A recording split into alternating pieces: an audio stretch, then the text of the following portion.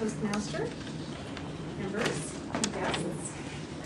Margaret gave her number 8 speech today, and it was just delightful. I think the coincidence is I asked her how she was feeling. She said she was a little nervous, and I said, well, why don't you just breathe?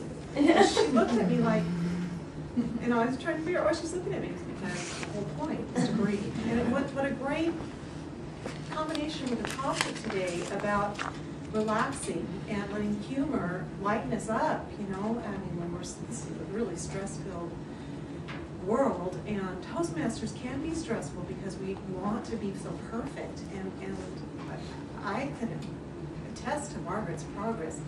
Her goal, I asked her what her goal was today, and it was to be able to step away from her topic a little bit, to not prepare a whole bunch ahead of time, to let her impromptu side emerge. So she trusted no notes.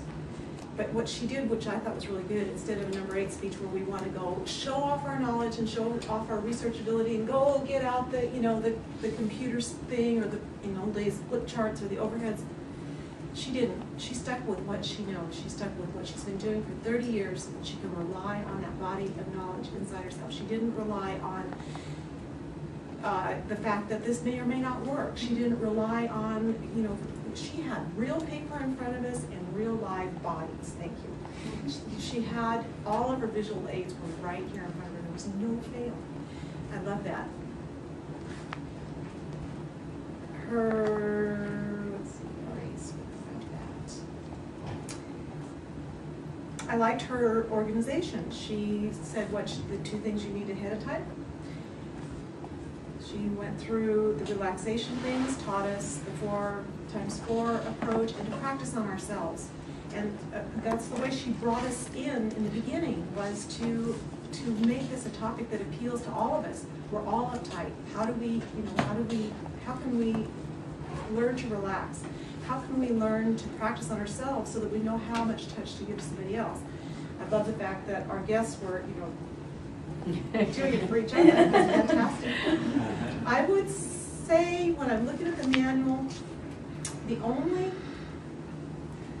suggestions I would offer are 2 things that it says in the manual. Make sure you use colors carefully. And I don't know about anybody else. I'm sort of like, you know, those dots. Each of those dot colors means something different. Maybe I would have used the same color dots so that it can confuse anybody. That's so picky. I mean, you know, your speech was wonderful, and you delivered it perfectly. And the other thing was that I sat on the side that was not the favored side in terms of one of the things about using visuals is to make sure that everybody in the room is seeing what you're doing all the time. And I got the gist of what you were doing, because we're bilateral human beings, and I figured out that those are the only 2 suggestions that I could think of. I thought your speech was wonderful. I thought you accomplished your goals by getting away from anything but your own, what you know now, what you're capable of doing. I thought that was fantastic. So look forward to number 9. Thank you, Madam Justice.